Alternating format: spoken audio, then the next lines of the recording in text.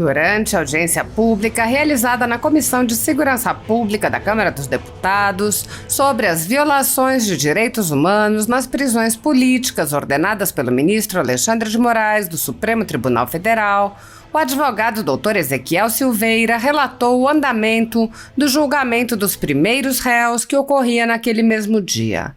O advogado deveria fazer a sustentação oral do quarto réu, mas o ministro Alexandre de Moraes decidiu transferir todos os julgamentos para o plenário virtual após as 3 primeiras defesas. O Dr. Ezequiel Silveira relatou: "Nós tivemos a ideia de convidar o Dr. Sebastião Coelho para estar conosco lá hoje, para que ele desse a abertura às sustentações orais. E ele fez um discurso histórico. Ele falou tudo aquilo que nós precisávamos dizer, com a competência, a capacidade e a seriedade que ele tem." O advogado comparou os votos que tinham sido dados até aquele momento, enfatizando que o ministro Cássio Nunes Marques apontou a impossibilidade dos crimes atribuídos aos presos políticos e reconheceu a incompetência do Supremo Tribunal Federal para julgar cidadãos sem foro privilegiado. Silveira enfatizou: "Eu queria me deter um pouquinho para falar sobre algumas situações que o ministro Alexandre de Moraes mencionou hoje lá no julgamento. Com toda aquela bile, com todo aquele ânimos que ele estava, ele votou pela condenação de uma pessoa sem provas, porque o que tinha de provas naquele processo era uma pessoa fazendo um vídeo dentro do Senado Federal, crime de live." O advogado acrescentou: "Não tem uma foto, um vídeo, uma testemunha que diga que aquela pessoa quebrou ou depredou alguma coisa." Mas o ministro votou para que ele fosse condenado. O advogado explicou que o ministro votou ainda para majorar as penas sob a alegação de associação armada sem que houvesse uma única arma de fogo com os presos. Ele alertou sobre o argumento do ministro de basear suas decisões nos precedentes que ele mesmo criou e lamentou a omissão da Ordem dos Advogados do Brasil na defesa dos direitos humanos e das prerrogativas dos advogados. Ele lembrou que o ministro afirmou que iria se queixar à OAB e questionou: "Só vai poder advogar agora quem concordar com as teses dele?" O advogado disse: "Eu faço minhas as palavras do Dr. Sebastião. Não nos intimidarão." Após o julgamento ser transferido para o plenário virtual, o advogado se manifestou pelas redes sociais quando explicou as tentativas que estão sendo feitas de levar o julgamento de volta ao plenário físico para que os ministros precisem assumir publicamente seus votos em cada caso. O advogado disse: "Há um interesse em esconder essas ações. Estão sendo utilizados para esconder da população esses julgamentos. E a justificativa é a urgência. Mas urgência para quê? Vai travar a pauta do Supremo. Problema do Supremo. Eles que atraíram para si a competência. Já que atraíram a competência para si, eles que arranjem data para julgar os processos." O advogado propôs que, se nenhum ministro pedir destaque, reenviar os julgamentos para o plenário físico, que os advogados façam suas sustentações orais em frente ao Supremo Tribunal Federal do lado de fora. Ele disse: "Para que todo mundo possa saber que o direito de defesa no Brasil está sendo cerceado."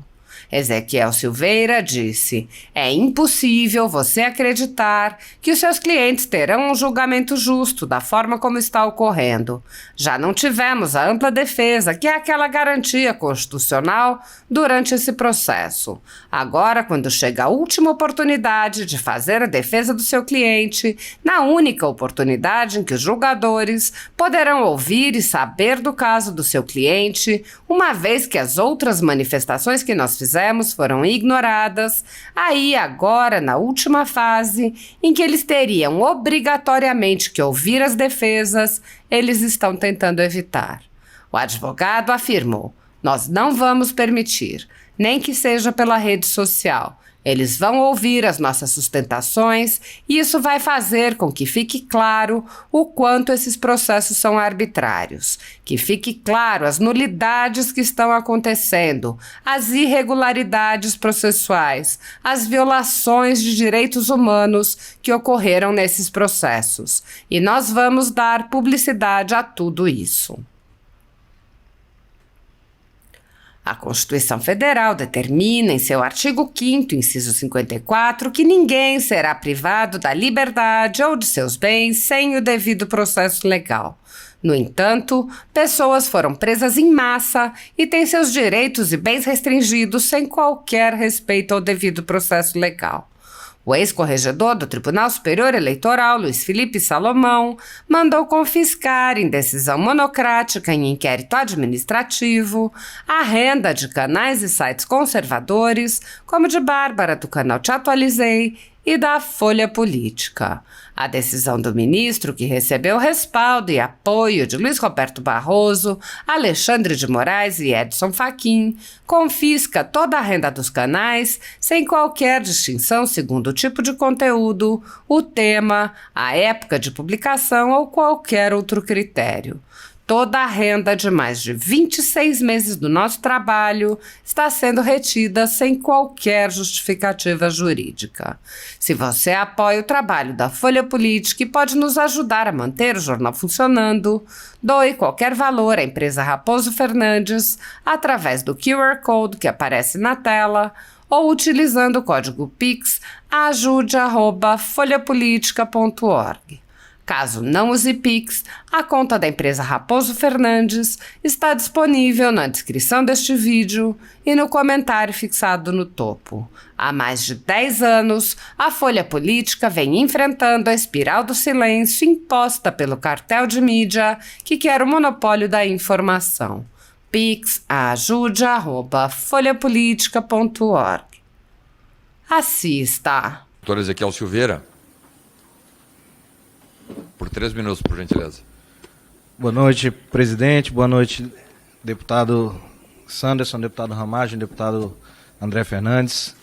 Quero agradecer a disposição de vocês por estarem ao nosso lado nesse momento difícil. É cansativo. Hoje foi um dia pesado. A gente passou o dia lá no STF, veio para cá e não é só o cansaço físico, é o cansaço mental, espiritual. A opressão é muito grande. Mas a gente tem conseguido algumas vitórias e isso não seria possível sem a disponibilidade de vocês. Nós agradecemos por isso, pelas audiências, pela atuação na CPMI, enfim. Hoje nós tivemos o julgamento lá no Supremo, né? Os 4 primeiros réus, um dos quais é meu cliente, e nós tivemos a ideia de convidar o doutor Sebastião Coelho para estar conosco lá hoje e para que ele desse a abertura às sustentações orais. E ele fez um discurso histórico. Quem não assistiu, por gentileza, estão aí em todas as redes sociais, na TV Justiça. Ele falou tudo aquilo que nós precisávamos dizer com a competência, a capacidade e a seriedade que ele tem. E finalizamos ali a primeira parte da sessão. Os 2 primeiros votos foram dados, né? O ministro relator, que votou condenando a 17 anos o réu, e o ministro Nunes Marques, com um voto muito mais técnico, né, que votou pela incompetência do Supremo no julgamento dessas causas, e uma pena muito menor, de 2 anos e meio, apenas pelo crime de dano, e classificando como crime impossível os atentados, o crime de golpe e o crime de extinção violenta do Estado Democrático de Direito, que é a coisa lógica.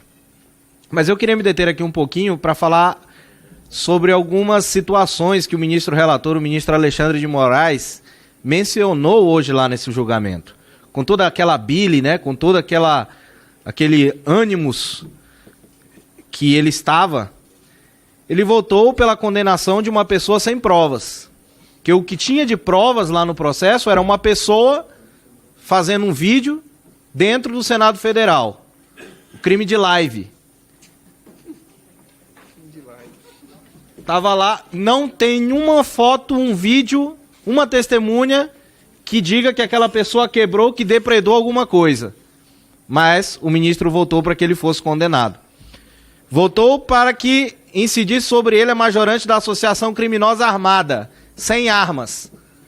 Sabe quantas armas foram apreendidas no dia 8 de janeiro? 0. Sabe quantos CACs havia entre as 2.000 pessoas presas? Deputado Sargento, 11 CACs. Sabe quantas armas foram presas? 0. E aí é interessante, e aqui tem vários policiais, eu sou ex-policial, o ministro me saiu com uma nova modalidade de CAC, hoje lá, o CAC Sniper. Eu já fui policial e na polícia a gente não aprende a atirar de longa distância, mas ele disse que havia CAC se organizando para atirar nos ministros do Supremo a longa distância. Absurdo, absurdo. Eu vou. Só uma pergunta. O senhor falou 0 armas. 0 armas. Eu li aqui o voto do ministro condenando o rapaz, está dizendo a palavra armada, então. Não existiu arma de fogo. As únicas armas que estavam no...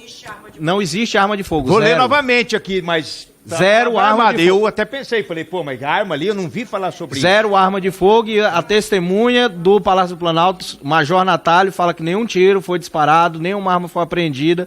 Isso está claro nos autos. As únicas armas apreendidas lá, um canivete, uma faca e um punhado de bolinhas de gude. São as armas. A credibilidade do STF foi comprovada através das eleições, o deputado Marcel já explorou sobre isso. Os precedentes, né? Hoje ele já começou a falar a respeito dos precedentes. Olha, nós tivemos 1.300 e tantos precedentes de denúncias recebidas atestando a competência do STF para julgamento dessas causas, coisa que a gente já vem alertando há tempos. Vamos nos movimentar porque esses casos vão gerar precedentes que vão prejudicar toda a advocacia. Mas a OAB está calada. E por fim, vou reforçar a palavra da Tainá, que em determinado momento do discurso do desembargador Sebastião Coelho, o ministro se viu contrariado e falou que a OAB não deveria permitir isso. Permitir o quê?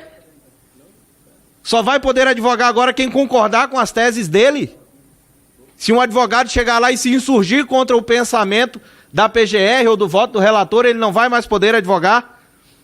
E a OAB vai fazer alguma coisa a respeito dessa manifestação que o ministro do Supremo Tribunal Federal fez no plenário da Corte Suprema do nosso país? Ou ela só defende advogado famoso do general G. Dias, que lá o Conselho Federal quase teve um filho? Porque ainda fizeram uma fake news com o deputado André Fernandes, né? Que eles falaram que afrontaram a prerrogativa do advogado e colocaram a foto do deputado André lá na frente do vídeo como se tivesse sido ele. E não foi. Então, eu faço minhas as palavras do doutor Sebastião. Não nos intimidarão. Nós vamos até o fim, até que a justiça seja feita, e finalizo com as palavras do Plínio Corrêa de Oliveira. A coragem é a disposição da alma, a virtude pela qual o homem enfrenta grandes provas, grandes dores, grandes dissabores, grandes desgostos, grandes perseguições, por um ideal que ele coloca acima de tudo. Obrigado.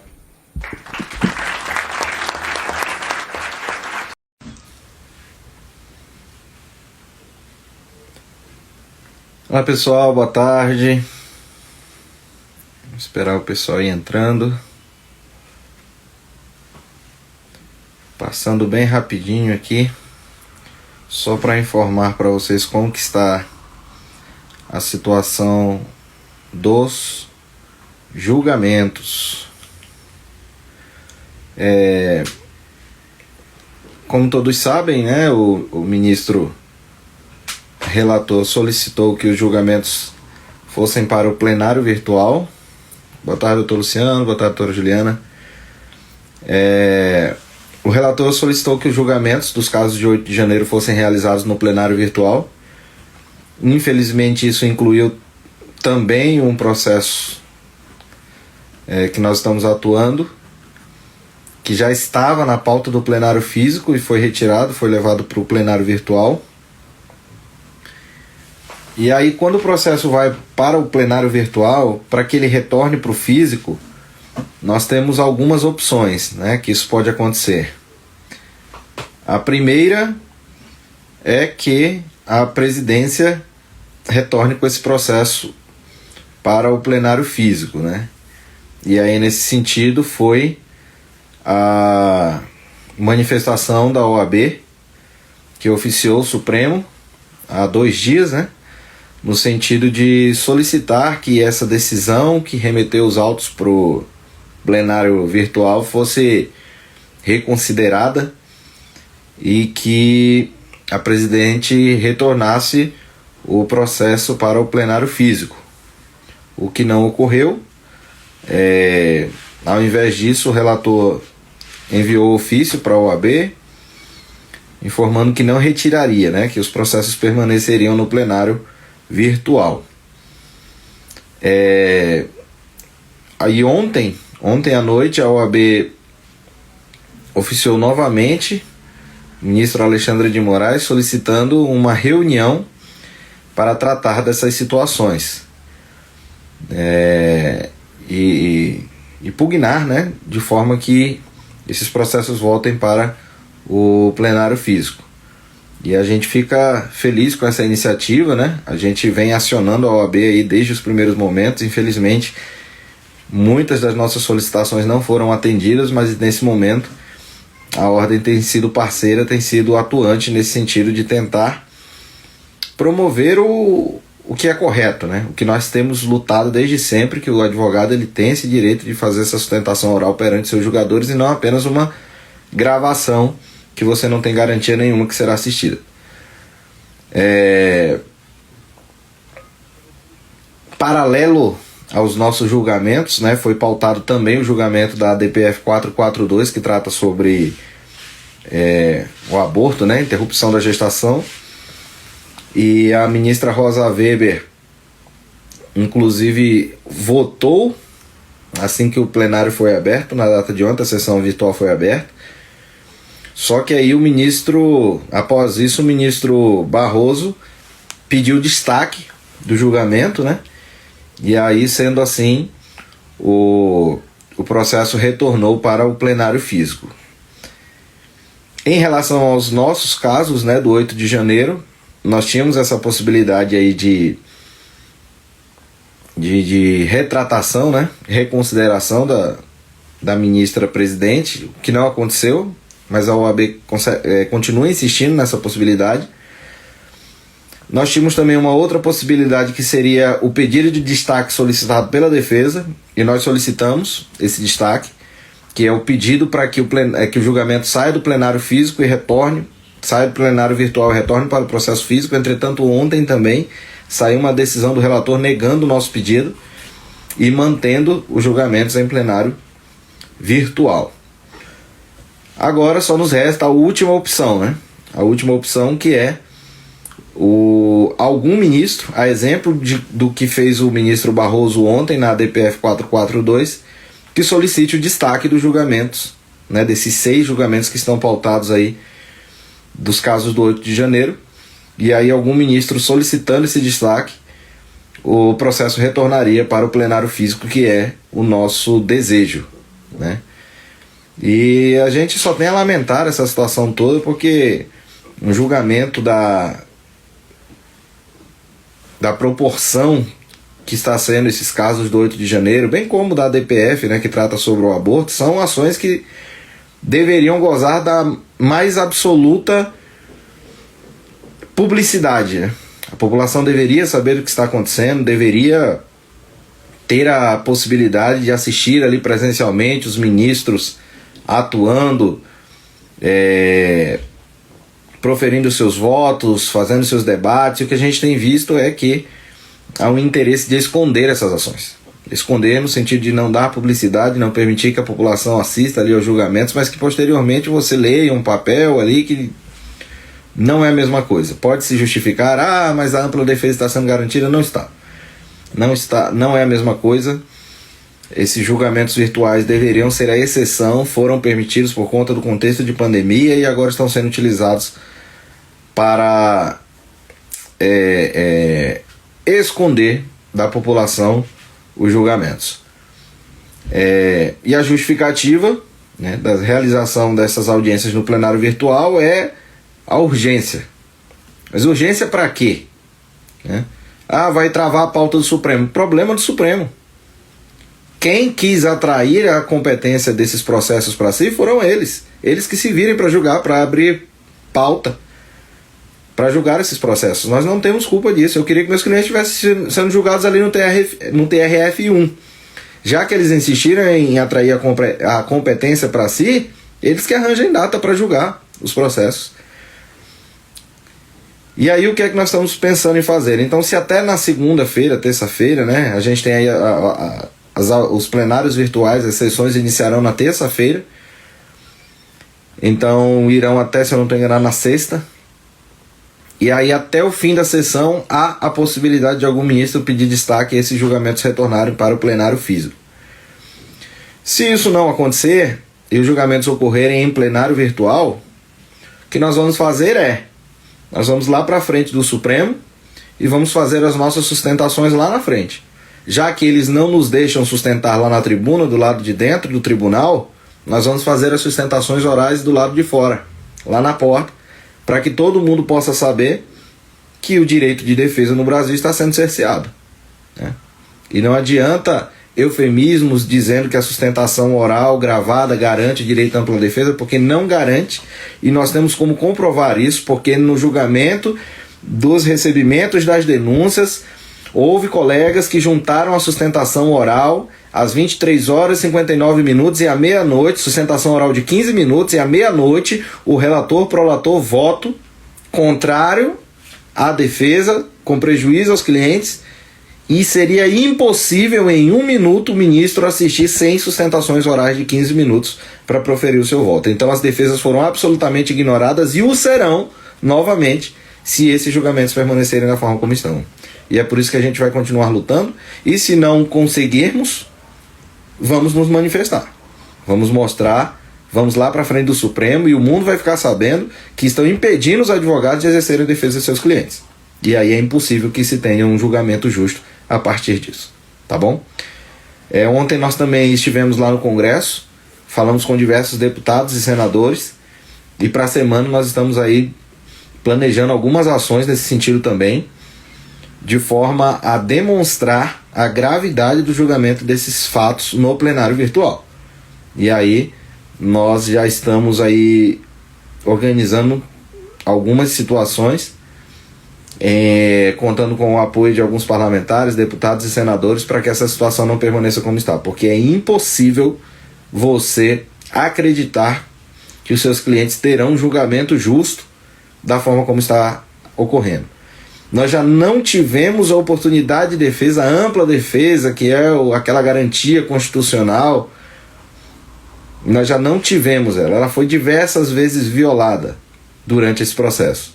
E agora, quando você chega na última fase, na última oportunidade de você fazer a defesa do seu cliente, na única oportunidade em que os julgadores poderão ouvir e saber do caso do seu cliente, uma vez que as outras manifestações que nós fizemos foram ignoradas, agravos regimentais diversos que nós fizemos sequer foram julgados, diversos pedidos de manifestações que sequer foram apreciadas.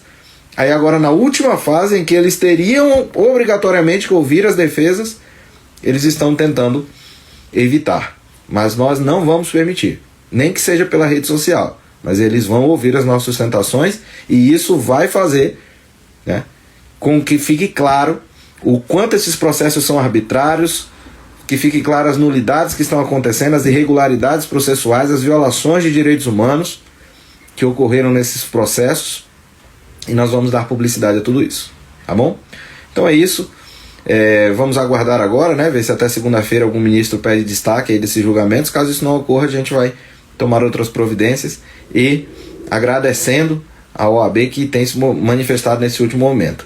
Quando a gente requereu outras situações e a Ordem dos Advogados do Brasil não se manifestou, a gente fez as críticas que achou que deveria fazer, mas agora que ela está cumprindo com seu papel e nos ajudando, eu estendo aqui a minha gratidão, porque eu sou uma pessoa coerente. A gente critica quando tem que criticar e elogia quando tem que elogiar, tá bom? Então tenham todos um bom dia, um bom almoço, que eu ainda vou almoçar, e qualquer coisa a gente retorna aqui. Um abraço, tchau.